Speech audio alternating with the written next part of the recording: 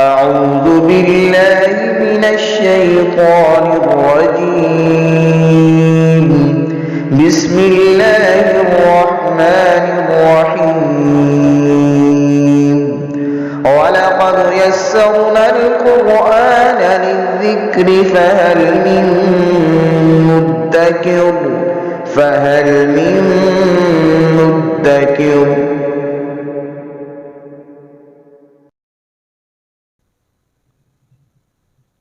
بسم اللہ الرحمن الرحیم۔ سورہ مائدہ کی 97 نمبر آیہ مبارکہ ہے، وہاں سے پڑھیں گے۔ اعوذ باللہ من الشیطان الرجیم، بسم اللہ الرحمن الرحیم۔ جعل اللہ الکعبۃ البیت الحرام قیاما للناس والشہر الحرام والہدی والقلائد ذلک لتعلموا ان اللہ یعلم ما فی السماوات وما فی الارض وان اللہ بکل شیء علیم۔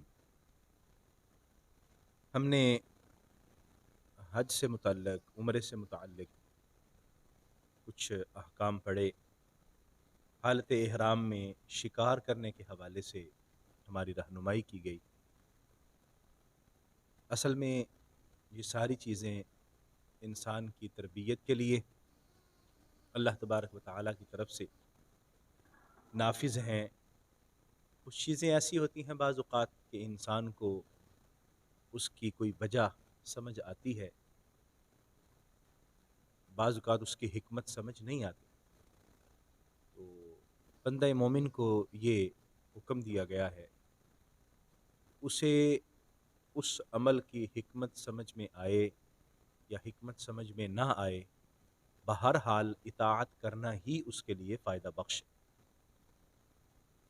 مکۃ المکرمہ کو ایک بنیادی حیثیت حاصل تھی عرب میں، خانہ کعبہ کی وجہ سے اس کو بہت زیادہ عزت اور توقیر کی نظر سے دیکھا جاتا تھا، لیکن اس میں بھی بعض لوگ اپنی مرضی کرتے تھے۔ تو فرمایا کہ یہ جو چیزیں ہیں یہ اللہ تبارک و تعالی نے اپنی مرضی سے ان کو جو احترام دیا اور جو توقیر دی، یہ اللہ تعالیٰ نے بنایا ہے۔ اور مقصد کیا ہے؟ مقصد صرف یہ جاننا ہے کہ کون اطاعت کرتا ہے، فرما برداری کرتا ہے۔ اللہ تبارک و تعالیٰ کے تو علم میں ہے، لیکن لوگوں کو پتہ چل جائے کہ اصل میں اطاعت گزار کون ہے اور صرف باتیں کون کرتا ہے۔ جعل اللہ الکعبۃ البیت الحرام، اللہ تبارک و تعالیٰ نے کعبہ کو عزت و تکریم والا گھر بنایا ہے، حرمت والا گھر اللہ نے بنایا ہے۔ یعنی کعبہ جو بیت الحرام ہے، عزت و توقیر والا گھر ہے، اس کو قیاما للناس، لوگوں کے ٹھہرنے کی جگہ بنایا۔ اچھا، عزت و حرمت بھی اللہ نے ہی دی ہے، لیکن اس عزت و حرمت والے کعبہ کو اللہ نے لوگوں کے لیے قیام گاہ بنایا، اسے حرمت عطا کی گئی تاکہ لوگ وہاں آ کے امن محسوس کریں۔ اسی طرح ایک جگہ پر امنا کا بھی ذکر ہے، مثابۃ للناس و امنا، اللہ تعالیٰ نے لوگوں کے آنے کی جگہ، لوگوں کے ٹھہرنے کی جگہ اور امن والی جگہ بنایا ہے کعبہ کو۔ لوگ لڑائی جھگڑا کرتے ہیں، لوگ قتل و غارت کرتے ہیں، ایک دوسرے کے ساتھ معاملات ان کے درست نہیں ہیں۔ فرمایا یہ باہر باہر رکھو، لیکن جب تم حدود حرم میں آ جاتے ہو تو پھر یہ اللہ تعالیٰ نے لوگوں کے لیے امن اور سکون کی جگہ بنایا۔ یہاں تمہاری وہ ساری باہمی دشمنیاں، خاندانی رقابت اور قبائلی رنجش یہ کعبہ مشرفہ کے ارد گرد نہیں ہونی چاہیے۔ اس لیے فرمایا جعل اللہ الکعبۃ البیت الحرام قیاما للناس، اللہ تبارک و تعالیٰ نے وہ کعبہ جو حرمت والا گھر ہے اس کو لوگوں کے قیام کی جگہ بنایا، قیام گاہ بنایا۔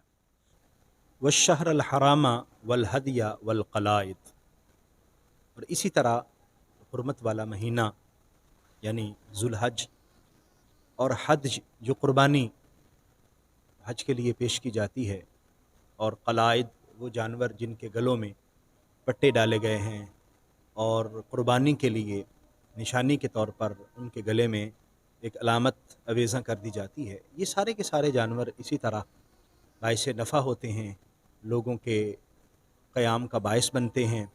اور ان ساری چیزوں سے لوگوں کو نفع پہنچتا ہے۔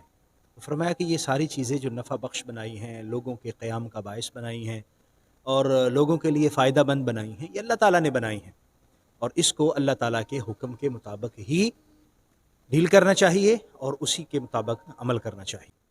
ذالک لتعلموا، اور یہ اس لیے ہے کہ تم جان لو، ان اللہ یعلم ما فی السماوات و ما فی الارض، اللہ تعالیٰ جانتا ہے جو کچھ آسمانوں میں ہے اور جو زمین میں، وان اللہ بکل شیء علیم، اور اللہ کریم ہر چیز کا جاننے والا ہے۔ اللہ کے علم میں ہے کہ کس شخص کے دل کے اندر ان چیزوں کی عزت اور حرمت ہوگی۔ انسان بعض اوقات سوچتا ہے یار یہ جانور کی کیا عزت ہو سکتی ہے، یا جگہ کی کیا عزت ہو سکتی ہے، باقی بھی جو جگہ اللہ کی پیدا کی ہوئی ہیں، باقی ساری زمین اللہ کی بنائی ہوئی ہے، باقی جانور بھی تو اللہ کے بنائے ہوئے ہیں، تو جس جانور پر اللہ کے حضور قربانی کرنے کا نام لے لیا جائے اس کو عزت و توقیر کیسے مل جاتی ہے؟ اللہ کریم نے ہی بنائی ہے، لیکن جس کا اللہ کے نام کے ساتھ اتصال ہو جاتا ہے، جس پر اللہ کا نام آ جاتا ہے، پھر اس کی عزت اور توقیر زیادہ بڑھ جاتی ہے۔ سارے گھر ہیں لیکن جو بیت اللہ ہے اس کی عزت اور شان علیحدہ ہے، اسی طرح ساری جگہیں ہیں لیکن جو مکہ المکرمہ ہے اس کو حرمت دی گئی ہے، یہ علیحدہ ہے۔ اسی طرح انسان کو یہ بات سمجھائی گئی ہے کہ اگر ہم اللہ کے ساتھ جڑ جائیں اور ہمارے ساتھ اللہ کی نسبت ہو جائے، ہم اللہ کے صحیح بندے بن جائیں، تو اس کا مطلب یہ ہوا کہ اللہ کریم ہمیں بھی عزت اور توقیر عطا فرمائے گا، اور ہمیں بھی اللہ کریم اپنی بندگی کی بدولت عروج عطا فرمائے گا، اپنی بندگی کی بدولت اللہ ہمیں بھی حرمت عطا فرمائے گا۔ اعلموا ان اللہ شدید العقاب، اور یہ بھی جان لو کہ اللہ تبارک و تعالی سخت پکڑ والا ہے، شدید سزا دینے والا ہے۔ وان اللہ غفور الرحیم، اور یہ بھی جان لو کہ اللہ تبارک و تعالی بہت زیادہ بخشنے والا اور رحم فرمانے والا۔ یہ دونوں چیزیں ہیں، ان دونوں چیزوں کو ساتھ ساتھ لے کے چلنا ہوتا ہے۔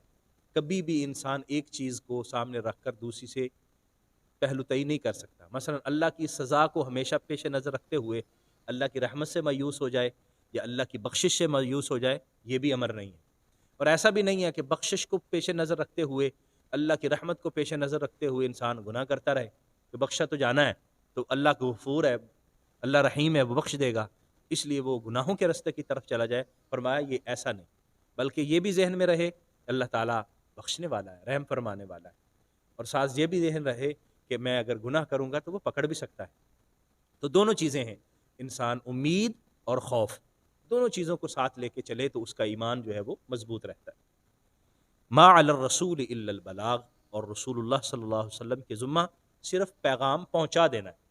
انہوں نے زبردستی پکڑ کے کسی کو اسلام میں داخل نہیں کرنا، اور نہ ہی کسی مسلمان کو پکڑ کے زبردستی اس سے اپنے ایمان کے تقاضوں پر عمل کروانا ہے، نہ ہی نماز، روزہ، حج، زکوٰۃ، وہ پیغام ہے وہ پہنچائیں گے، کسی کو زبردستی نہیں کہیں گے کہ تم جو ہے وہ پکڑ کے کہیں گے کہ چلو اب نماز پڑھو، اب روزہ رکھو۔ اپنے پیغام پہنچا دینے کا اصل میں فریضہ رسالت نبی رحمت صلی اللہ علیہ وسلم کا ہے، جو انہوں نے بخوبی، بحسن و خوبی ادا فرمایا۔ واللہ یعلم ما تبدون وما تکتمون، اور اللہ تعالیٰ جانتا ہے جو تم ظاہر کرتے ہو اور جو تم چھپاتے ہو۔ انسان کی کسی کے ساتھ، کسی چیز کے ساتھ محبت، کسی چیز کے ساتھ لگاؤ، اس کا تعلق دل کے ساتھ ہے۔ اگر تو کعبہ کی حرمت اور دیگر چیزوں کی حرمت انسان رکھتا ہے تو وہ اللہ تعالیٰ تو جانتا ہے کہ دل میں اس کی کیا پوزیشن ہے۔ اصل تو تعلق دل کا ہے، اور اللہ تبارک و تعالیٰ کے سامنے کوئی چیز پوشیدہ نہیں۔ قل، آپ فرما دیجئے، لا یستوی الخبیث والطیب ولو اعجبک کثرت الخبیث، یہ آیہ مبارکہ ہمیں ہمیشہ پیش نظر رکھنی چاہیے، اپنی زندگی کے جملہ امور میں پیش نظر رکھنی چاہیے۔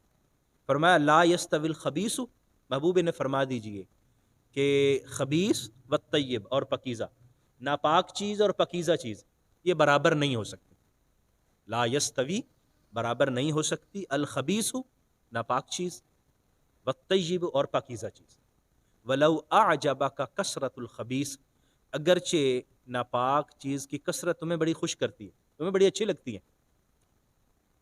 فاتقوا اللہ، اللہ تعالیٰ سے ڈرو، اللہ کا تقوی اختیار کرو، یا اولی الالباب، اے عقل مندو، اے شعور والو، اللہ تعالیٰ کا تقوی اختیار کرو، اللہ سے ڈرو، لعلکم تفلحون، تاکہ تم فلاح پا جاؤ۔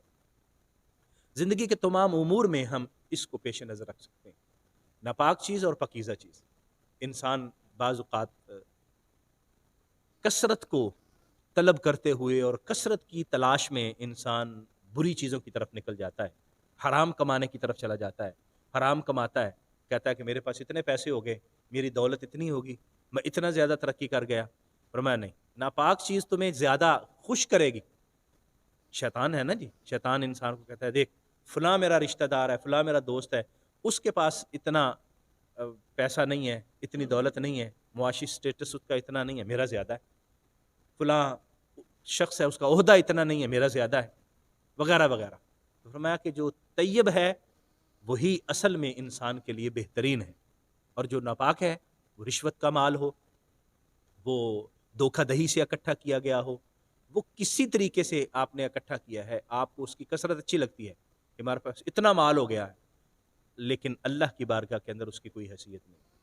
طیب ہو تھوڑی ہو، نبی کریم صلی اللہ علیہ وسلم نے ارشاد فرمایا اللہ پاک ہے اور پاک کو ہی پسند کرتا ہے، اللہ کریم طیب ہے اور طیب کو پسند کرتا ہے، اس کی بارگاہ میں تھوڑی ہو لیکن پاکیزہ ہو، اللہ تبارک و تعالیٰ بھی اسی سے خوش ہوتا ہے، اور انسان کی حقیقی خوشی بھی اسی میں ہے۔